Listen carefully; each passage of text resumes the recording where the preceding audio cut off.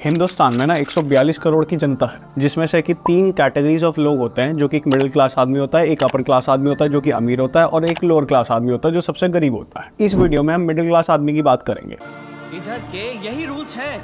अगर आपको ऐसा प्रॉब्लम है तो बाजू में सरकारी अस्पताल है, वहाँ पे जाइए। कि इज्जत हम मिडिल क्लास लोग की औकात के बाहर है, हम अफोर्ड ही नहीं कर सकते इज्जत। लोग टैक्स भरते हैं, सेविंग्स करते हैं, क्रेडिट कार्ड से रोज का खर्चा निकालते हैं, ब्याज पे पैसा उठाते हैं, फिर वो पैसा वापस करने के लिए ब्याज पे और पैसा उठाते हैं। देखा जाए तो हम लोग की पूरी जिंदगी लोन में ही निकल जाती है। मिडिल क्लास आदमी नहीं, अब चाहे जो तुम में कितना भी टैलेंट हो, यहीं पैदा हो यहीं निपट जाओगे। वैसे तो डेफिनेशन बहुत सारी हैं और बहुत डेफिनेशन है जो डिफाइन करते हैं कि भाई क्या मिडिल क्लास आदमी होता है, लेकिन इस पर्पस के लिए हम पकड़ लेते हैं कि भाई 25,000 रुपये से 75,000 रुपये पर महीना कमाने वाला आदमी मिडिल क्लास आदमी है। अब प्रॉब्लम मिडिल क्लास आदमी के साथ क्या है, वो दिन में दबा के मेहनत करता है, अपनी जॉब में अपने बिजनेस में दबा के मेहनत करेगा, इस होप में कि मेरी लाइफ और इम्प्रूव होगी, मेरा लाइफस्टाइल और ज़्यादा इम्प्रूव होगा, ज़िंदगी और बेहतर होगी। वो और तेज़ी से भागता है, बहुत तेज़ी से भागता जाता है, लेकिन एक्चुअल में वो वहीं अटका रहता है जहाँ पे वो शुरू में होता है। उसकी एक्चुअल में कोई तरक्की नहीं हो पाती। आइए जानते हैं इस वीडियो में ऐसा क्यों है। अब गरीब आदमी कहाँ से खाएगा? 60 रुपए का पैकेट पहले मिलता था दूध का, अब उस पे 10 रुपए और एक्स्ट्रा देना पड़ेगा। गरीबों के लिए जुल्म है ये। गरीब कहाँ से रोटी खिला गई इतनी महंगाई में? साल दर साल ना महंगाई बहुत तेजी से बढ़ रही है। 2013 में अगर कोई बंदा कोई सर्टेन सेट ऑफ सामान खरीदता था 25,000 रुपये में, तो वही सामान आज की डेट में लगभग 46,000 रुपये से भी महंगा आता है। चलो कैलकुलेशन के लिए मोटा मोटा पकड़ लेते हैं कि 45,000 रुपये का आज की डेट में 2023 में आता है। और अगर इसी तरह इन्फ्लेशन बढ़ता रहा इसी रेट से, तो अगले 10 साल में यानी 2033 तक लगभग 84,000 रुपये में वही 25,000 का सामान मिला करेगा। तो लगभग 85% हर 10 साल में महंगाई बढ़ती जा रही है। ऑन दी अदर हैंड अगर आप सैलरी देख लो, क्योंकि कुछ लोग कहेंगे यार सैलरी भी तो बढ़ रही है, लेकिन सैलरी का अगर आप जस्टिफिकेशन देखो, भाई एक टेक कंपनी पकड़ लो, उसमें जो एक फ्रेशर की सैलरी थी ना 2013 में लगभग 25,000 रुपये महीना थी, जो कि आज की डेट में 2023 में लगभग 30,000 रुपये हो गई है। 20% जंप। अगर इस हिसाब से बढ़ भी जाता है अगले 10 साल में, तो लगभग वो 36,000 रुपये कमा लेगा। अब आप देखो ये गैप कितनी तेज़ी से बढ़ रहा है। सैलरी तो थोड़ी बहुत बढ़ रही है 20% के लगभग, लेकिन ऑन दी अदर हैंड 85% महंगाई बढ़ती जा रही है। तो धीरे धीरे क्या है, मिडिल क्लास आदमी आगे तो बढ़ने की बहुत दूर की बात है, वो और पीछे पीछे धकेलता जा रहा है। सेकंड क्या है, एजुकेशन। भाई नॉर्मल मिडिल क्लास आदमी सोचता है कि यार मैंने तो अपनी ज़िंदगी जैसे काटनी थी काट ली, मेरा तो टाइम कट ही जाएगा, लेकिन मेरे बच्चे को दिक्कत नहीं होनी चाहिए, उसको एजुकेशन बढ़िया मिलनी चाहिए जिससे कि वो अपनी लाइफस्टाइल को इम्प्रूव कर सके, एक बढ़िया ज़िंदगी जी सके। मेरा बस चले तो दुनिया की सारी खुशी मैं इसके कदमों में रख दूं, लेकिन उसके लिए पैसा कहां से लाऊं?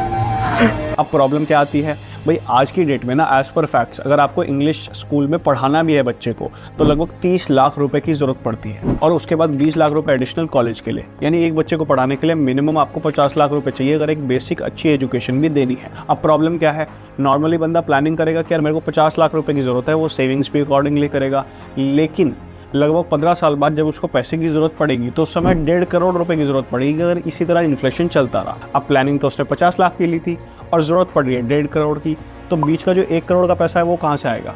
उसके लिए फिर वो लोन लेगा। अगर वो स्मार्ट भी और से बैंक से जाके लोन ले लिया तो 11% तब भी ब्याज दर रहती है एजुकेशन लोन पे, नॉर्मली 11% रहती है, यानी साल का 11 लाख रुपए तो उसको ब्याज का पैसा देना है, और उसके बाद 1 करोड़ रुपए वापस भी उतारना है। चलो इसमें भी कोई इशू नहीं।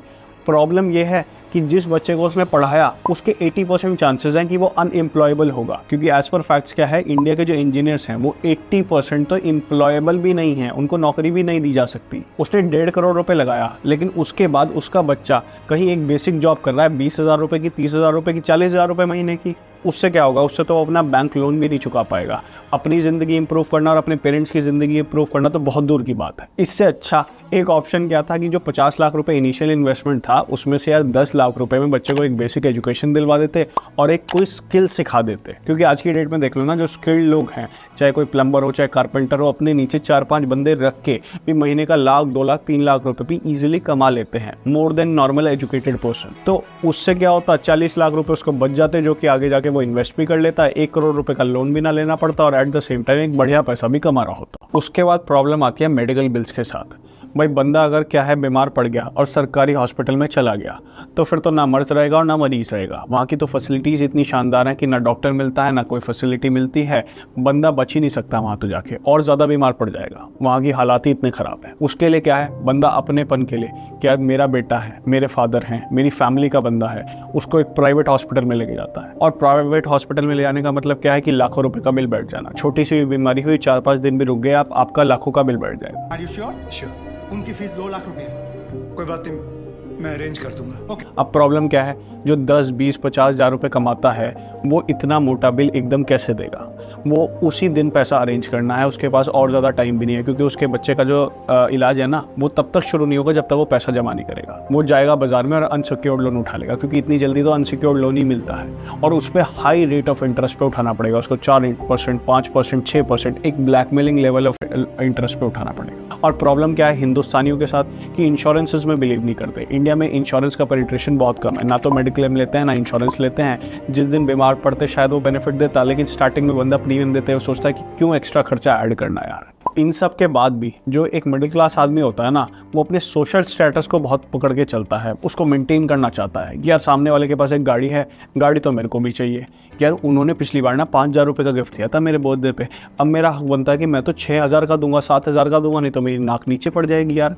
अच्छा यार वो कपड़े खरीदने का मेरे को बहुत शौक है, मैं तो हर महीने कपड़े खरीदूंगा ही खरीदूंगा, नए कपड़ों का मेरे को बहुत शौक है। वो कहावत है ना, फटे तो फटे लेकिन इज्जत ना घटे। जेब में पैसा ना हो लेकिन पैसा दबा के खर्च करेंगे। और इसके बाद सोने पे सुहागा। भाई अगर 50,000 रुपये वो महीना कमा भी रहा होगा, उसके बाद क्या है, सबसे पहले तो EMIs, क्योंकि ये फैक्ट है कि लगभग 25 से 30% जो मिडिल क्लास आदमी है ना, उसका जब 25 से 30% की ऑन एवरेज कमाई जो है EMIs में चली जाती है। उसके बाद कुछ उसका एजुकेशन का पैसा हो गया, कुछ मेडिकल एक्सपेंसेस हो गए, उसके बाद कुछ अपने उसके शौक हो गए। ये सारे खर्चे निकालने के बाद अगर उस पर कुछ पैसा बच भी जाता है, वैसे तो बचना बहुत मुश्किल है, लेकिन अगर 2 पैसे बच भी जाते हैं तो जाके पैसा वो FD में डाल देता है। भाई और पैसा घटता जाएगा। इन्फ्लेशन 7.5% के हिसाब से बढ़ता जा रहा है ऑन एवरेज। FD पे आप इंटरेस्ट कमा लोगे 5-6%, तो आपका पैसा और ज़्यादा घटता जाएगा। आप आगे बढ़ने की बजाय और पीछे धकेलते जाओगे। और फिर बंदा सोचता है कि यार इतनी मेहनत कर रहा हूँ, प्रमोशन भी मेरा हो रहा है, पहले से सैलरी इंप्रूव भी हो गई, तभी भी यार बहुत ज़्यादा प्रेशर रहता है पैसे का। और इसके बाद फिर ऑप्शन बचता क्या है मिडिल क्लास आदमी के पास? या तो आप कुछ केसेस ऐसे देखेंगे जिसमें कि यार बंदा थक जाता है, परेशान हो जाता है, उसको कोई सोल्यूशन दिख ही नहीं रहा और उस केस में वो सुसाइड कर लेता है। और या फिर वो बहुत तेज़ी से भागता ही रहता है, बस एक पहिए पे भागता रहता है, एक ट्रेडमिल पे भागने की तरह आदमी जैसा होता है कि भाई वो भागता रहेगा। वो कितना ही तेज़ भाग ले, वो कभी भी ज़िंदगी में आगे बढ़ ही नहीं पाएगा, क्योंकि उसने इतने सारे प्रेशर्स जो एक्सपेंसेस हैं वो अपने सिर बांध लिए। वो अब आगे कभी नहीं बढ़ पाएगा, सिर्फ भागता रहेगा अपनी पूरी ज़िंदगी। मैं जानना चाहूँगा कि इस बारे में आपका क्या ओपिनियन है, कमेंट्स बॉक्स में ज़रूर लिखें। और अगर आप चाहते हैं कि मैं एक डेडिकेटेड वीडियो बताऊँ जिसमें बताऊँ कि रैट रेस से आप कैसे बाहर निकल सकते हैं, प्रैक्टिकल सोल्यूशन, तो आप इस कमेंट्स बॉक्स में ज़रूर लिखें। मिलते हैं नेक्स्ट वीडियो में। Until then.